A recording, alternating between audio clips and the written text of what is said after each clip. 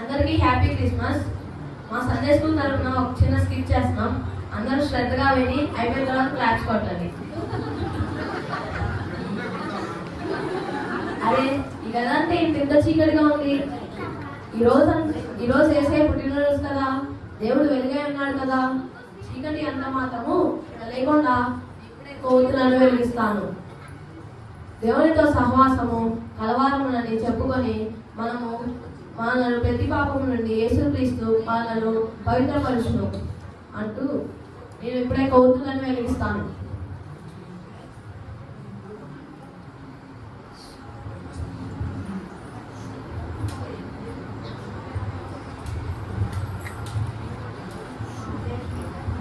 ఆహా, ఎంత చక్కని వెలిగించావు. అవును, సంతోషంగా ఉందా? నువ్వు మాట్లాడుచున్నావా?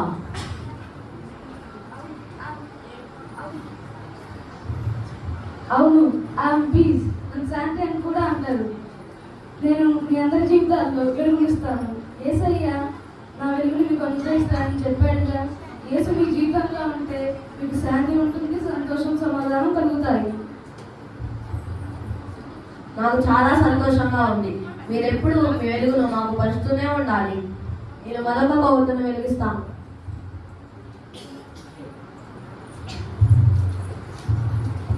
నీవెవరు? నీ గురించి కూడా మాకు చెప్తావా?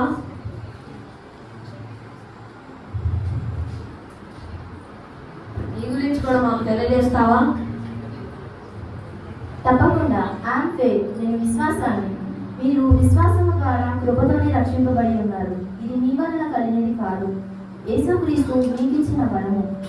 నాకు చాలా సంతోషంగా ఉంది. నా హృదయానికి మీ మాటలు చాలా బాగా నచ్చినాయి.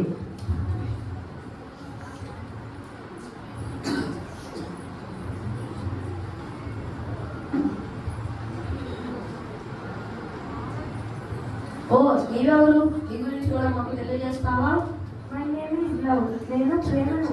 యేసయ్య ఈ లోకాన్ని ఎంతో ప్రేమించారు. యేసు నన్ను ప్రేమించినట్లు మీరు కూడా అందరినీ ప్రేమించండి. మీరు చేయు ప్రతి కార్యము ఎంతో ప్రేమగా చేయండి.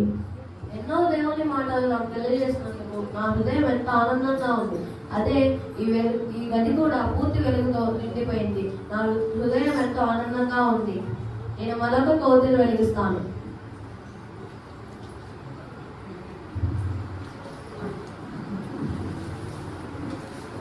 ఓ, నీవెవరు? నీ గురించి కూడా మాకు వివరంగా తెలియజేస్తావా? ఈ 4వ కోతి వెలిగించగానే ఈ గది పూర్తి వెలుగుతో నిండిపోయింది. ఈ 4వ కోతి ఏం చెప్తుందో మనం జాగ్రత్తగా విందాం. నీవెవరు? నీ గురించి కూడా మాకు తెలియజేస్తావా? తప్పనిసరిగా. I'm hope. నన్ను నిరీక్షణ అంటారు. లోకంలో మీకు శ్రమ కలుగును, అయినను ధైర్యంతో చేయండి. నిరీక్షణ గలవారే సంతోషిస్తూ, ఓర్పు గలవారే పట్టుదలగా ప్రార్థన చేయండి. నాకు చాలా సంతోషం. నేను కొన్ని బైబిల్ వచనాలు చదువుతుంటాను.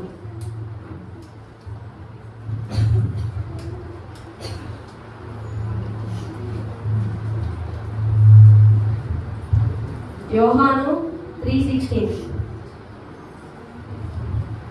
దేవుడు లోకమును ఎంతో ప్రేమించెను, కాగా ఆయన తన అద్వితీయ కుమారునిగా పుట్టిన వాని యందు విశ్వాసముంచు ప్రతివాడును నశింపక నిత్య జీవము పొందునట్లు ఆయనను అనుగ్రహించెను.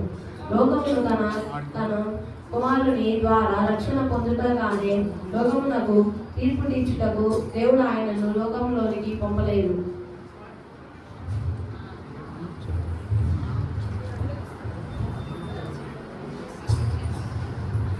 ఆ తర్వాత రోజు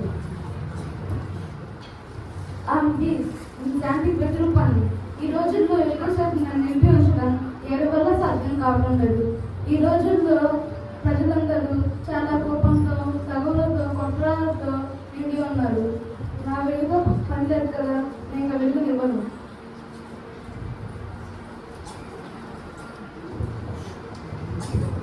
ఐయామ్ ఫెయిత్. నేను విశ్వాసానికి నమ్మకానికి ప్రతిరూపాన్ని. నా అవసరం ఎవరూ గుర్తించడం లేదు. ఇప్పుడైతే నా అవసరమే లేకుండా పోయింది. అందరిలో విశ్వాసం చచ్చిపోయింది. విశ్వసనీయత ఈ ప్రపంచం నుండి కనుమరుగైపోయింది. ఇప్పుడైతే అవసరమే లేకుండా పోయింది. నా మాట వినే పరిస్థితుల్లో ఎవరూ లేరు. కాబట్టి ఈ ప్రపంచానికి నా అవసరం లేనప్పుడు నేను కూడా నా వెలుగు ఇవ్వను. I am love. నేను ప్రేమకు ప్రతిరూపాన్ని, ప్రేమానురాగాలు పంచడానికి ఈ రోజుల్లో నా శక్తి సామర్థ్యాలు సరిపోవడం లేదు. నేను కూడా శక్తిహీనుడయ్యాను. నా గురించి ఆలోచించేవారు కరువయ్యారు. నన్ను అర్థం చేసుకోలేని చోట నేను మనుగడ సాగించడం చాలా కష్టం. ఈ మనుషులకు బాగా స్వార్థం పెరిగిపోయింది.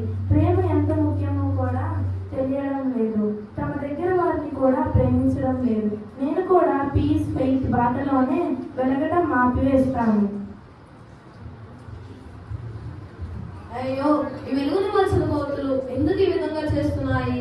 నా దగ్గర వెలిగించటకు నా దగ్గర ఏమీ లేదు. నేనేం చేయాలి ఇప్పుడు? భయపడకు. I am hope. నేను నిరీక్షణను, ఆశకు ప్రతిరూపాన్ని. అంత త్వరగా నేను పరాజయాన్ని ఒప్పుకోను. అసలు పరాజయానికి యాంటీవైరస్ లేదే కదా. విజయం దక్కేదాకా మీరు పోరాడేందుకు నేను అండగా నిలిచి ఉంటాను. భయపడకు.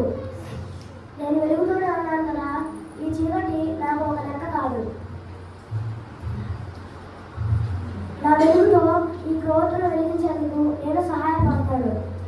నేను ఉన్నంత కాలం శాంతి, విశ్వాసం, ప్రేమ అనే గుణాలకు లోటు ఉండదు. దృఢ సంకల్పంతో ముందుకు సాగాలి.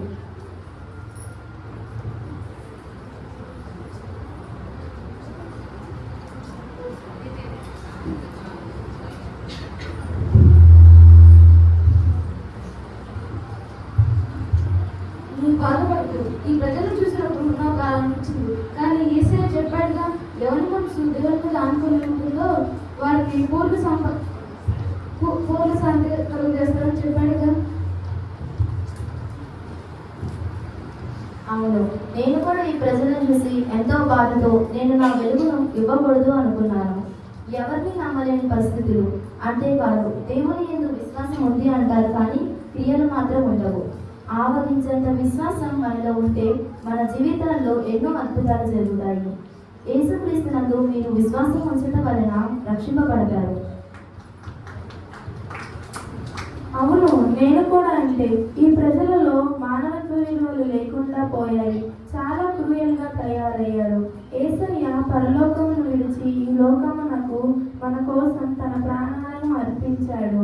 దేవుడు ఈ లోకమును ఎంతో ప్రేమించాడు. తన అద్వితీయ కుమారునిగా పుట్టిన వాని యందు విశ్వాసం ఉంచువాడు నశింపక నిత్య జీవము పొందినట్లు ఆయనను అనుగ్రహించును. దేవుని ప్రేమను అందరికీ పంచుదాము. ఏసే మార్గం, ఏసే సత్యం, ఏసే జీవం.